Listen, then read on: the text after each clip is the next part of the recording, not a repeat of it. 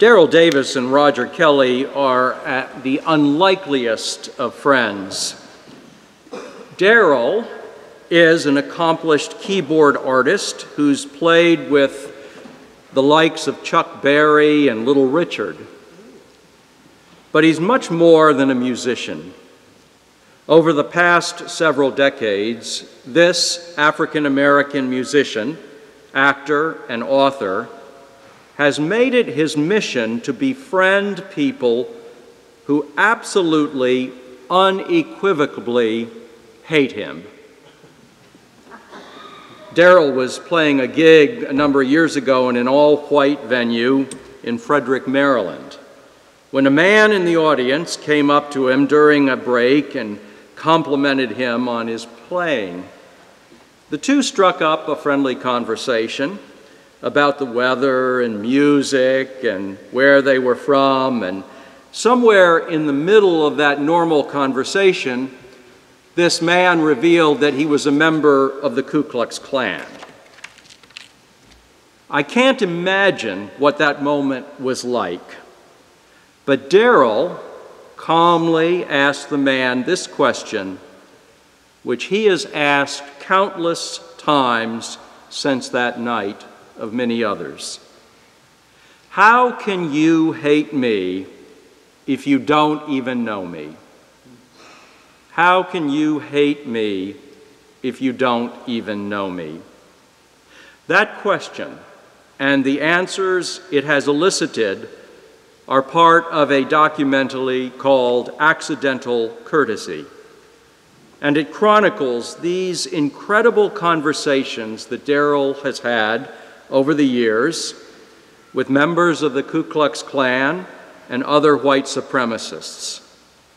And so often, the stories he hears have at their core loneliness and isolation and fear, the common wounds of our time. How can you hate me when you don't even know me? Eventually, Davis connected with a former imperial wizard of the Klan, and over time, the unlikely pair became close friends, and the imperial wizard wound up leaving the Klan and surrendered his imperial wizard robe to Daryl. And 12 other Klan members followed suit. And now Daryl and this former Grand Wizard go around the country and around the world talking about reconciliation. The most important thing I learned, says Daryl Davis, is that when you are actively learning about someone else, you are passively teaching them about yourself. I didn't seek to convert them, but if they spend time with me, they cannot hate me, because they see that I have the same fears, the same anxieties, the same loneliness that they have. They see that I want the same things for my family as they do. And if you can work on the things in common, if you can get down to that level with someone in someone's story, that's how you build a friendship. This path, talking with people and asking that question, how can you hate me if you don't even know me, hasn't always been a smooth one. He's perceived at best as naive, at worst as foolish, and out of touch by some, both from the black and the white communities. But the one thing you can't argue with, and that is the transformed lives, the hearts that have been converted from hate and prejudice to love and friendship. And that's how true conversion happens. One person at a time, reaching out a hand of friendship, allowing yourself to be vulnerable, listening to the story of another, allowing yourself to discover beneath the outer layers of culture, race, education, of class and mannerisms, of beliefs and appearances, that there is simply another struggling, frightened, lonely, hungering human being like yourself. That the same stream of humanity flowing through you is flowing through him or her. And in the center of that stream of humanity is something exquisitely divine. Many theologians call it the inner Christ. And this discovery that we are all one, and this ability to reach out in friendship across the great divides, is the way of Jesus. Well, in our travels with Jesus this summer, as shared by Matthew, we've seen the way of Jesus in story after story. We may recall last week's sermon when Grant preached on the Gentile woman whom Jesus was ready to dismiss out of his own cultural and ethnic blindness when she was seeking a healing for her daughter.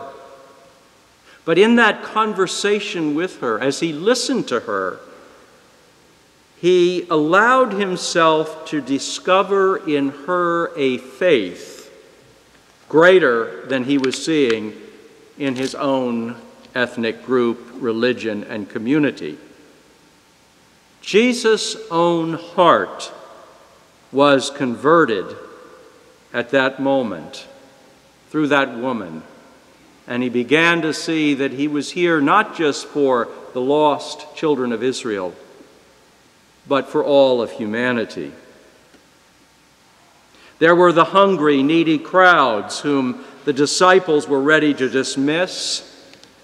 Jesus looked deeply at them. He listened to them as well as talked to them, and he saw that they were harassed and helpless, like sheep without a shepherd. They were ready to devour him, and yet his heart was so moved with compassion for them, he told his disciples simply to give them what they had, and it was enough, and more than enough. The walk of friendship with Jesus eventually led Peter, along with James and John, to the mountain of transfiguration, on which their eyes began to really see Jesus as he was. Much more and deeper than simply the wandering Jewish rabbi and healer who had been their traveling companion. And today, in today's reading, when asked by Jesus, Peter pipes up, maybe as it dawns on him at that moment, "Why, I think you are the Messiah." It took a long walk of friendship for him to come to that realization, that moment.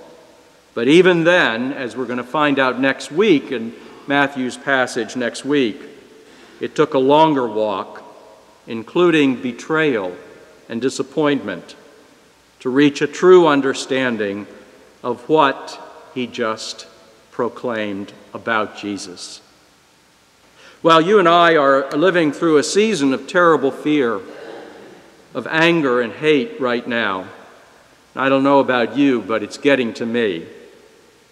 The shadow has been cast across the globe. The great gift of technology, even though it's brought so great a gift and so many wonderful opportunities, at the same time, it has also blinded us, so that we assume that the one-dimensional views it projects of others is all that is. It never takes us much deeper, except to bolster our own assumptions. We have ingested enough pop psychology to weaponize it and use it against others. We have become adept at pathologizing others, and so we are relieved of the task of real friendship, which is built on the solid rock of presence, time, shared stories, vulnerability, and love, as those wandering disciples experienced in their friendship with Jesus. Over 30 years of ordained ministry, I've learned from story after story, confession after confession, visit after visit, the secret we all share as human beings, that we are all wounded, every last one of us. We all carry wounds. We all share wounds, every last one of us. And we're all scared, and we're all lonely in our heart of hearts. We can distract ourselves from those things, but that's who we are and where we are. We think we are the only ones, but surprise of surprise, we are not.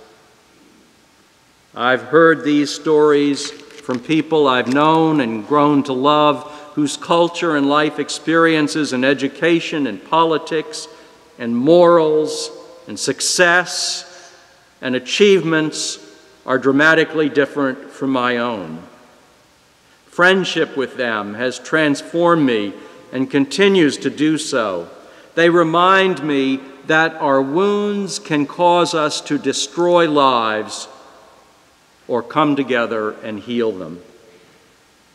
They've also taught me a lot about the church, because I believe that in a church like ours, the Spirit of Jesus has called us out and called us together to commit ourselves to step out of our culture, to step out of that darkness, and to gather not in identity groups, but as we are, wounded, frightened, lonely people, seeking the Lord who loves us, calls us out to listen to each other's stories as we risk the road of friendship, and find in that great stream of humanity that flows through all of us our true identity as beloved and pleasing children of God.